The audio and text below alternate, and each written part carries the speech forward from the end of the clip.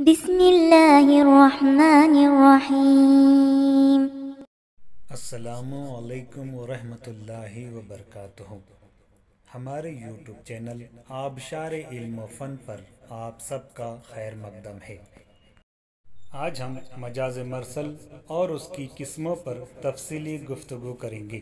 علم بیان کی وہ قسم جس میں کوئی لفظ اپنے حقیقی معنی کی بجائے کسی اور معنی میں مستعمل ہو یعنی استعمال ہو، اور دونوں معنی میں حقیقی و مجازی میں تشبیہ کا کوئی تعلق نہ ہو بلکہ کوئی اور تعلق ہو، اسے مجاز مرسل کہتے ہیں۔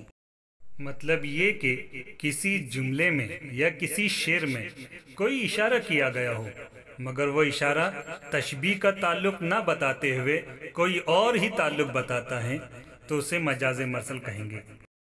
اس میں سبب سے مسبب، مسبب سے سبب، کل سے جزو، جزو سے کل، ظرف سے مظروف اور مظروف سے ظرف وغیرہ مراد لے سکتے ہیں۔ پہلی قسم جزو کہہ کر کل مراد لینا۔ پہلے تو آپ یہ سمجھ لیں کہ جزو کے معنی ہوتے ٹکڑا، چھوٹا حصہ، اور کل کے معنی ہوتے ہیں مکمل۔ مثال میں دیا گیا زندگی 2 دن کی ہیں۔ زندگی کو فانی سمجھتے ہوئے 2 دن کی کہا۔ زندگی طویل بھی ہو سکتی ہے، 100 سال کی بھی ہو سکتی ہیں، اسے 2 دن کی زندگی کہا، گویا جز کہہ کر کل مراد لیا۔ یہ کہ مکمل زندگی بولنے کی بجائے صرف 2 دن کی بولی گئی مگر اس کے جو معنی لیے جائیں گے وہ مکمل زندگی کے لیے جائیں گے، تو ایسے جملوں کو جس میں چھوٹا حصہ بولا جائے اور اس کے معنی مکمل لیے جائیں، ایسے جملے کو جزو کہہ کر کل مراد لینا کہتے ہیں۔ اب دیکھتے ہیں دوسری قسم، کل کہہ کر جزو مراد لینا۔ یہ پہلی قسم کے الٹ ہیں، یعنی اس میں مکمل بات کہی جائیں گی لیکن معنی اس کے چھوٹے حصے کے لیے جائیں گے۔ مثال کے طور پر اس کا ہاتھ کٹ گیا۔ ہاتھ تو نہیں کٹا ہوگا، البتہ ہاتھ میں سے کوئی ایک حصے پر زخم لگا ہوگا، خواہ انگلی، کلائی یا ہتھیلی کٹی ہو، لیکن اس کا ہاتھ کٹ گیا کہہ کر یہ ثابت ہو گیا کہ یہاں کل کہہ کر جزو مراد لیا گیا ہے۔ آسان زبان میں سمجھے کہ اگر کسی کے ہاتھ پر کچھ کٹ لگ جائے یا انگلی پر کٹ لگ جائے، خواہ کسی جگہ کٹ لگ جائے، تو ہم یہ نہیں کہتے کہ اس کے ہاتھ پر کٹ لگ گیا ہے بلکہ یہ کہتے ہیں کہ اس کا ہاتھ کٹ گیا۔ اگر کسی کے پیر پر کٹ لگ جائے تو ہم یہ کہتے ہیں کہ اس کا پیر کٹ گیا، جبکہ اس کا پیر نہیں کٹتا نہ ہی اس کا ہاتھ کٹتا ہے، بلکہ چھوٹی سی زخم لگی ہوتی ہے، لیکن ہم مکمل بات کہتے ہیں کہ اس کا ہاتھ کٹ گیا۔ تو ایسے جملے کو جس میں مکمل بات کہی جائے لیکن سامنے والا اس کے معنی اس کے چھوٹے ٹکڑے کو سمجھے، ایسے جملے کو کل کہہ کر جزو مراد لینا کہتے ہیں۔ آئیے اگلی قسم دیکھتے ہیں، سبب کہہ کر نتیجہ مراد لینا۔ اسے ایسا بھی کہا جا سکتا ہے سبب کہہ کر مسبب مراد لینا۔ سبب کے معنی ہوتے ہیں وجہ اور مسبب کے معنی ہوتے نتیجہ۔ مثال دیکھتے ہیں، بادل خوب برسا۔ یہاں بادل سبب ہے اور بادل اس کا نتیجہ ہے، کیونکہ بادل نہیں برستا بلکہ بارش برستی ہے، گویا بادل کہہ کر بارش مراد لی گئی، یعنی سبب کہہ کر مسبب یا نتیجہ مراد لیا گیا۔ آسان زبان میں سمجھتے ہیں کہ اگر کوئی یہ کہیں کہ بادل برس رہے ہیں تو یقینی بات ہے کہ آپ یہ نہیں سمجھیں گے کہ بادل گر گیا بلکہ آپ یہ سمجھیں گے کہ بارش ہو رہی ہے۔ تو بادل اس کی وجہ سے، بادل ہونے کی وجہ سے بارش برس رہی ہے۔ بادل سبب ہو گیا کیونکہ وہ وجہ ہیں، یہ سبب کے معنی ہوتے وجہ، تو بادل وجہ ہیں، بادل کی وجہ سے بارش برس رہی ہے، تو بارش جو ہو گئی وہ مسبب ہو گیا یعنی نتیجہ ہو گیا۔ بادل ہے تو بارش برس رہی ہے۔ ایسے جملے کو جس میں وجہ بتا کر اس کا نتیجہ مراد لی جائے تو ایسے جملے کو سبب کہہ کر مسبب مراد لینا کہتے ہیں۔ اب اگلی قسم دیکھتے ہیں، مسبب کہہ کر سبب مراد لینا۔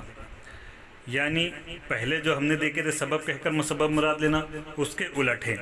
مثال دیکھتے ہیں، آگ جل رہی ہے۔ آگ نہیں جلتی بلکہ لکڑی جلتی ہے، یہاں آگ مسبب ہے اور لکڑی سبب ہے، گویا ذکر ہم نے آگ کا کیا اور مراد لکڑی لی گئی۔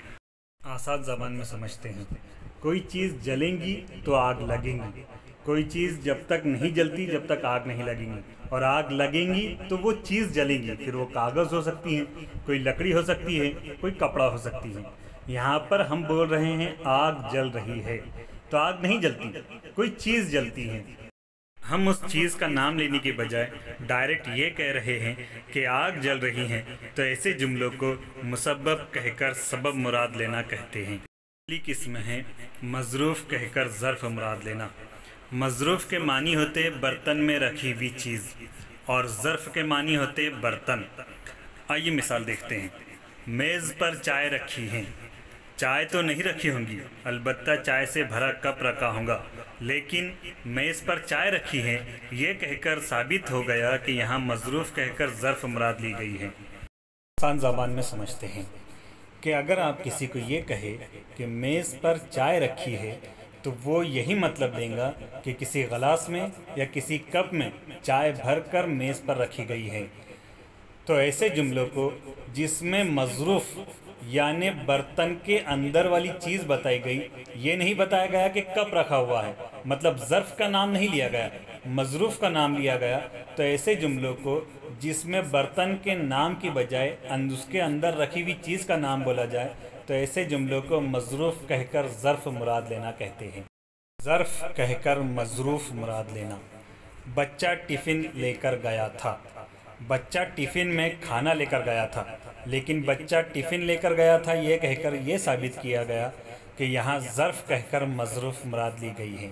آسان زبان میں سمجھتے ہیں کہ اگر کوئی بچہ اسکول میں ٹفن لے کر جاتا ہے تو ہم تو یہ کہتے ہیں کہ ٹفن لے کر گیا، لیکن ظاہر سی بات ہے وہ اس کے اندر اپنا کھانے کی چیزیں لے کر گیا ہوگا، تو ہم اس کھانے کی چیزوں کا نام لینے کی بجائے اس ظرف کا یعنی اس برتن کا نام لے رہے ہیں جو اس نے لے کر گیا ہے، تو ایسے جملوں کو ظرف کہہ کر مظروف مراد لینا کہتے ہیں۔ آپ کو یہاں چند مثالیں شعر میں بھی دی جا رہی ہیں جسے آپ پڑھ کر سمجھ سکتے ہیں۔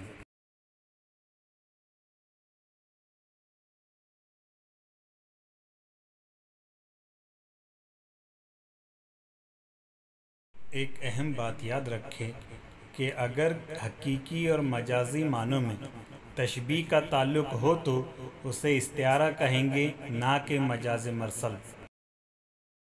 تمام طلبہ و طالبات سے مؤدبانہ گزارش کی جاتی ہے کہ اپنے چینل آبشار علم و فن کو سبسکرائب کریں اور ساتھ ہی بیل کے بٹن کو بھی دبائیں۔ ہماری اس ویڈیو کو لائک، شیئر اور کمنٹ ضرور کریں۔